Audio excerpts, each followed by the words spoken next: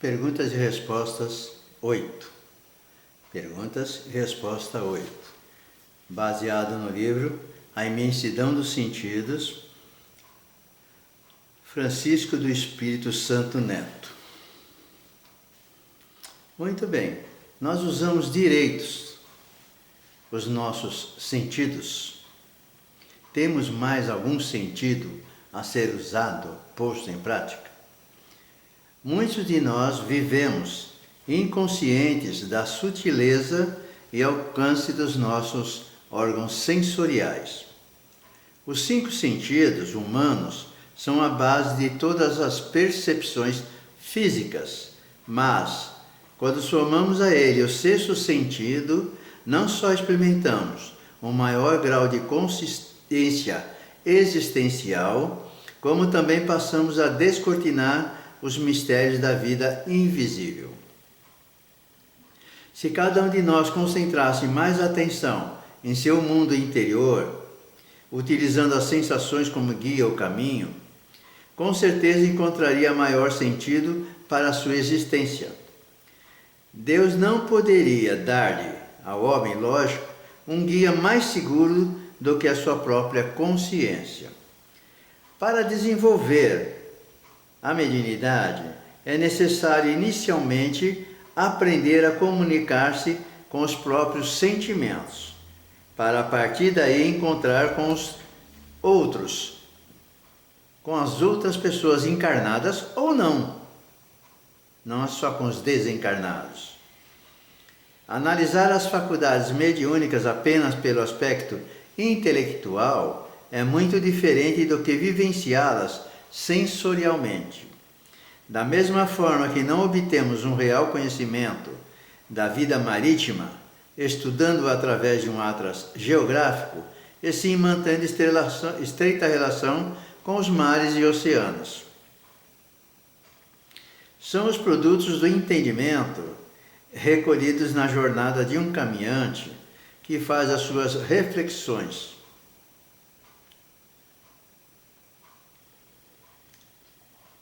O livro dos médiuns, sendo importante ressaltar que é preciso manter os ensinos da mediunidade incólumes de qualquer tipo de banalização, crendice, distorção e exotismo. Muito bem, nós não utilizamos o 6º sentido na proporção e ainda fica mais fácil. A mulher tem o 6º sentido, o homem não. O 6º sentido, na realidade, se fala da mulher, porque a mulher é que apresenta mais sensibilidade, mais preocupação, embora às vezes seja excessiva e se prejudica muito em saúde, em todas as formas que um ser humano normal passa do limite. Então ela não utiliza direito este 6º sentido. O 6º sentido, aqui na colocação dele, é para nós buscarmos fora do corpo físico, que é onde que dá os 5 sentidos, a parte espiritual, a parte que transcende a matéria. E isso, com os 5 sentidos, nós não vamos fazer, porque eles são destinados à nossa vida de encarnado. Então é por isso que devemos desenvolver essas sensações, sentimentos, dúvidas, voltar a ser criança, por quê? Mas esse porquê, muitas vezes não tem a resposta devida aqui na Terra. Nós temos que ir para o espaço, para a espiritualidade nos ensinar, nos educar. E com isso, nós temos que voltar a dizer a meditação. Nessa meditação, nós vamos desenvolver muito mais a telepatia com o mundo espiritual organizado e desencarnado. Como pela telepatia também podemos usar para os encontros com espíritos inferiores. A escolha sempre será sua, mas o uso do 6º sentido, ou seja, essa transcendência, buscando no mundo espiritual respostas, normalmente nós vamos em busca de coisas positivas. Quem for atrás de coisas negativas está fora do contexto do que é essa transcendência. A transcendência é para nos dar a serenidade de entender por que estamos passando situações difíceis, situações que nós não entendemos. Aparentemente nós não provocamos. Seja de relacionamentos, seja de conquistas de objetivos escolares, profissionais, viver até em outro país, etc. Muitos desejos nossos não vão ser atendidos nem conseguidos, porque não pertencem agora, nesta encarnação. Então Deus nos deu a consciência para que nós entrássemos dentro de nós. Essa consciência, ela não condena, não julga. Ela simplesmente mostra para nós do que nós somos capazes, do que nós podemos fazer, do que nós devemos buscar. E nós temos sempre que pensar, tudo aquilo que nós vamos fazer, nós vamos ter que estudar e procurar nos livros adequados aquilo que nós estamos necessitando, seja em que área for. Por isso que a área de sentimento são nas músicas suaves, letras maravilhosas, poemas e, acima de tudo, no Evangelho trazido por Jesus no Novo Testamento. Um Deus bom, um Deus maravilhoso, um Deus que não castiga. É esse o caminho que nós precisamos. Muito bem. O que é religiosidade? O que é religiosidade? A religiosidade é fruto do sentimento inato da existência de Deus que o espírito conserva a encarnar. Justamente na infância, entre os seus familiares e amigos, é que as crianças assimilam suas mais profundas convicções religiosas, somando-se a essas crenças às de outras existências que tiveram. Todos nós trazemos certo grau de maturidade espiritual, não significativos conhecimentos a respeito de nós mesmos e de nossa filiação divina adquiridos no decorrer das vidas pretéritas passadas. O que principalmente chama a atenção de muitos de nós na fase infantil é o desejo ardente de adquirir conhecimentos, uma espécie de energia motora, sempre em movimentação, que nos anima, estimula, encoraja e impulsiona ao aprendizado constante. Tudo o que fazemos na infância tem um objetivo importante na formação de nossa personalidade psicossocial e espiritual. Portanto, devemos valorizar os esforços e a sede de informações, entre aspas, na idade dos porquês. As crianças querem saber sobre as coisas mais profundas, como Deus, elas mesmas, a religião, até que as mais triviais, como, por exemplo, por que está chovendo? Ou por que a pedra é dura? São perguntas que as crianças fazem. Adultos que incutiram nas crianças conceitos de que Deus lhe dá prêmios e castigos, que se zanga com suas travessuras e fica profundamente desgostoso quando não se conduzem bem, estão na realidade criando nelas sentimentos de culpa. Utilizam-se da onisciência, onipresença e onipotência de Deus para manipular, através do medo, o bom comportamento delas. E isso é uma verdade. A criança, ela é o porquê. Tudo tem que saber, tudo tem que perguntar.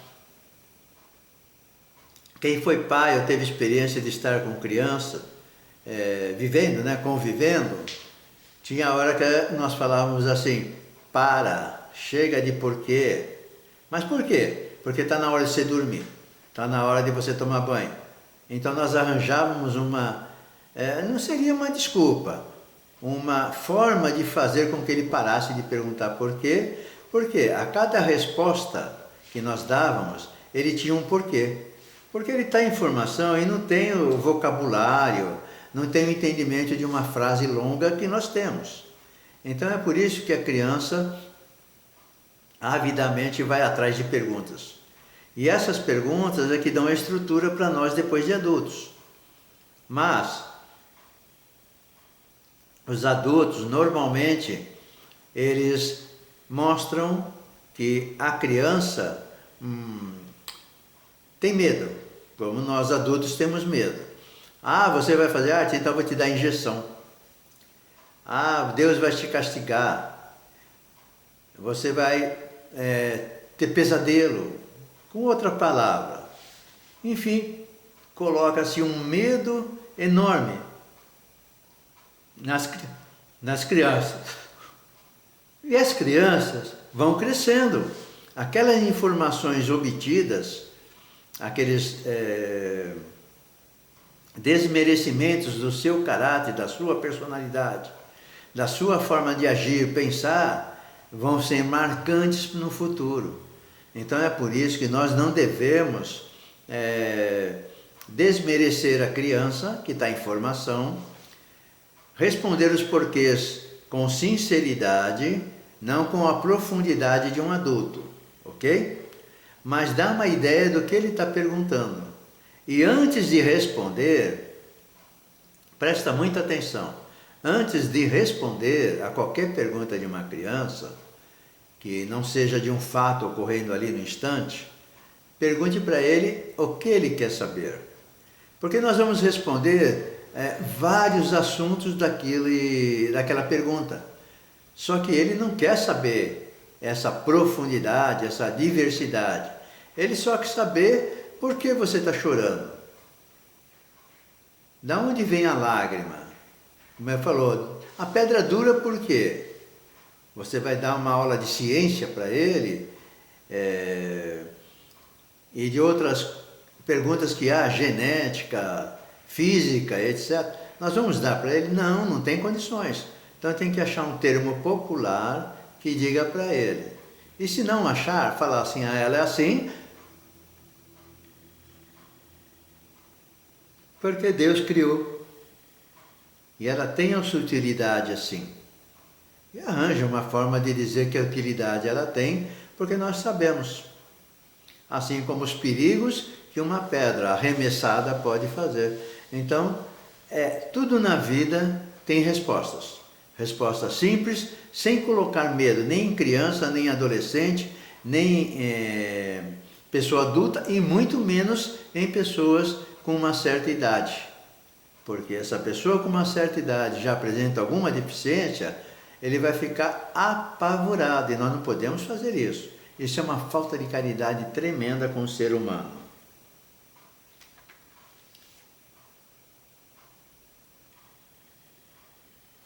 Então nós vamos pensar assim, crianças, perguntem, busquem, sonhem. Normalmente se pergunta para a criança, o que você quer ser? É sempre alguma coisa, antigamente seria em farda, né? Alguma atividade com farda, porque eles achavam bonitos, sabe? Tinha porte para eles. Mas o tempo vai mudando e as pessoas vão mudando também. Então nunca use Deus para atrapalhar as crianças. Deus é amor, Deus é carinho. Se você não quer responder, não responda. Se você não sabe, fala, depois eu vejo e depois eu te informo, depois eu te falo alguma coisa. Mas nunca minta nem tenta falar de uma forma para adulto. Tá? Vamos respeitar as crianças. Muito bem. O que é hipocrisia dentro desta lição do livro A Imensidão dos Sentidos? A hipocrisia, ou seja, o vício de apresentar uma virtude ou um sentimento que não se tem. Os hipócritas foram condenados energicamente por Jesus Cristo, conforme noticia o Evangelho. Na atualidade, muitas religiões se transformaram em verdadeiras convenções de regras e etiquetas sociais. A finalidade da religião é levar as pessoas ao verdadeiro significado transcendental da existência, desenvolvendo nelas o sentimento de religiosidade. Essas arbitrárias regras, entre aspas, moralizadoras, têm feito prisões, destruindo a alegria de viver de muitas criaturas, introduzindo-as às fantasias e às alucinações a respeito do Criador e suas criaturas.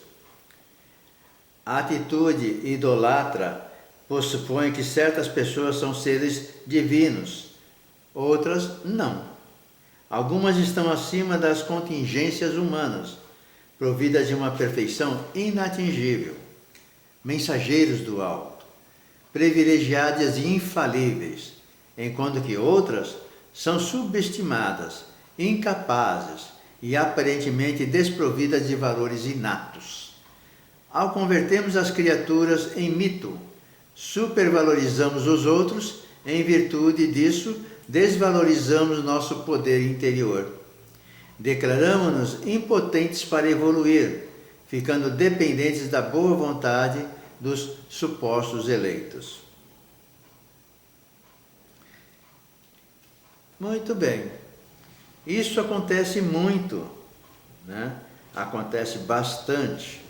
A hipocrisia citada aqui são quando os homens, embora a definição está correta, hipocrisia é ser hipócrita mesmo, Jesus condenou, até quando vou viver com vocês, mas o que ele colocou aqui é que os homens aproveitam para dominar as pessoas, transformar as pessoas em joguetes da sua vontade, da sua oratória, do seu carisma.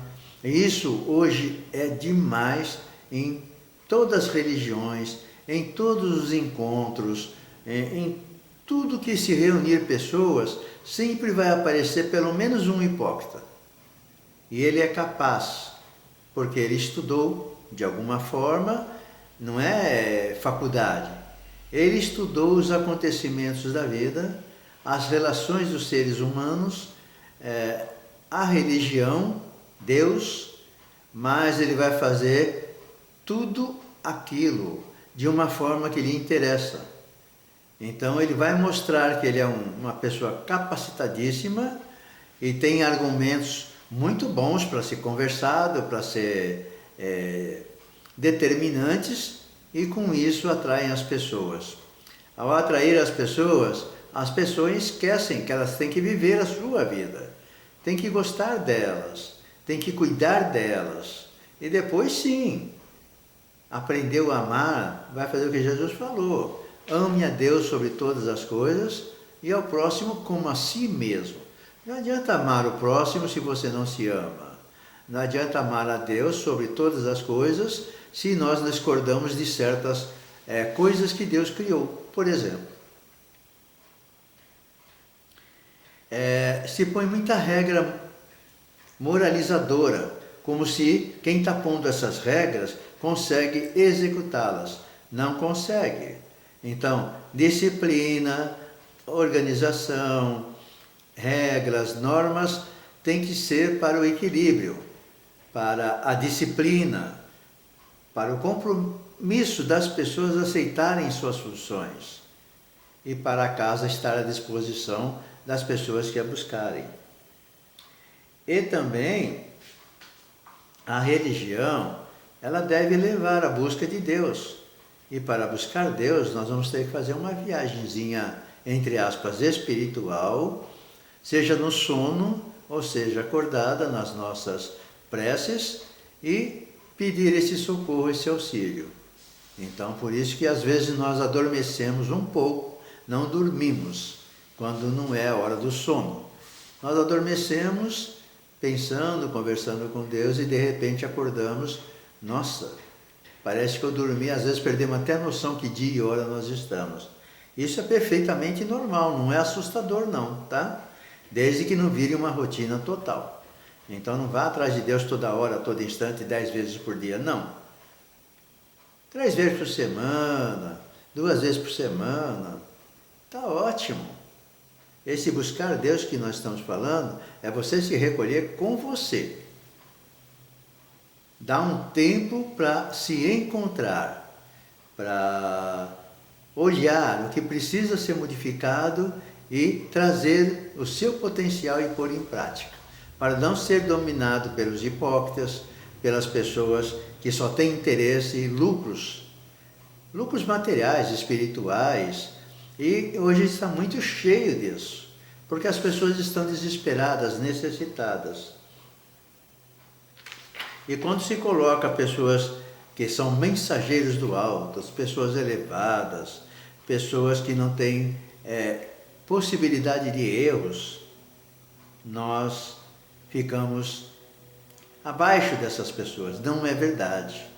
As pessoas boas que estão nessa condição de mensageiro do alto, elas são humildes, elas são muito caridosas, muito bondosas, elas jamais humilhariam a nós. Pense nisso, é uma verdade.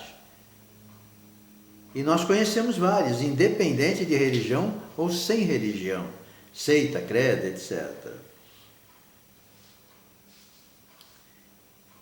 Nós todos podemos evoluir. Evoluir significa modificar. Modificar o errado para o certo. Ao fazer o certo, nós estamos sendo caridosos, bondosos, benevolentes, pacientes com as pessoas, pacientes conosco. Então, isso é evoluir. Muito bem. Se nós pensarmos que nós estamos sendo dominados, como fazer para sair disso? Leituras, buscas, conceitos, análises das pessoas que estão tentando fazer dominação sobre as pessoas, agir de forma errada com as pessoas. Isso é muito importante nós fazermos. E nós vamos ter que fazer isso com certeza, para nós encontrarmos o nosso caminho. O que é ser bom? Ser bom é olhar as coisas e as pessoas, entre aspas, com os olhos do amor. A criatura que aprendeu a ver tudo com bons olhos consegue perceber que todas as ocorrências da vida estão caminhando para uma renovação enriquecedora. No universo, nada acontece que não tenha uma finalidade útil e providencial. As grandes dificuldades não significam castigos ou punições, mas caminhos preparatórios para se alcançar dentro em breve um bem maior. O bondoso é sustentado por sua autoconfiança e estimulado por um impulso forte e desinibido, a fim de concretizar ou construir ações benevolentes. Possui uma aura de vitalidade que reúne uma preciosa e rara combinação de ternura e destemor. Então, essa criatura bondosa domina a arte da sinceridade, acima de tudo é fiel consigo mesma. Por ter desenvolvido uma natureza benevolente, tem aspecto jovial e sociável, demonstra carinho pelas crianças, aprecia a fauna e a flora, enfim, gosta das coisas da natureza. Em sua relação com os outros, é uma boa ouvinte, sempre disposta, quando pode ser útil, solidária e cordial. Então, o que é exatamente ser bom? Ser bom, a primeira coisa é saber renunciar a nós quando houver calamidades, quando houver necessidades, e nós vamos seguir e trilhar o caminho de buscar, angariar fundos, recursos, roupas, alimentos, para onde houver necessidade de pessoas. Mas tem que fazer isso com sigilo, com humildade, com preservação, sem expor ninguém. Isso é fundamental para um ser bom. Ele não utiliza nenhuma forma de aparecer, de brilhar. O seu brilho vai ser natural E esse brilho mais importante de ser bom, com uma qualidade boa, é o brilho perante Deus. É o que nós estamos buscando. Nós necessitamos disso. Brilhar na terra, brilhar para algumas pessoas, vai ajudar? Vai. Mas nem sempre é o necessário para nós, na nossa tarefa, na nossa missão nessa existência. É muito difícil ser bom, porque o ser bom, ele é sempre atacado. Você quer ser atacada? Então seja uma pessoa boa. Mas se não quiser ser atacado, não seja uma pessoa boa, vai ser atacada do mesmo jeito. Talvez de forma até mais violenta. Aquela lá é uma pessoa boa. Essa daqui não serve para nada. Só que quando ele estiver comentando sobre a pessoa boa, ela vai detoná-lo publicamente, assim, para as pessoas, dizendo que é aparecida, que é arrogante. Então, quer dizer, fazer caridade ou não fazer, ser bom ou não ser bom, a crítica é cruel conosco. Então, pense que Deus está avaliando a sua atitude, o seu comportamento, e também se estiver errando, não se vai se mortificar. Não, acabei com a minha vida. Não acabou nada. Nós temos anos para recuperar tudo aquilo que nós fizemos e aumentar a nossa qualidade do nosso potencial de virtudes que nós temos. Nós só não erramos. Nós muitas vezes não aplicamos a virtude simplesmente porque nos omitimos, não queremos confusão, não queremos participar de alguma atividade, então nós recusamos a nossa presença. E isso realmente prejudica nós, mas não é ser agressivo. Quem está falhando é você com você mesmo. E está deixando de ajudar alguém que precisaria. Em toda situação, em toda, quem mais precisa somos nós mesmos.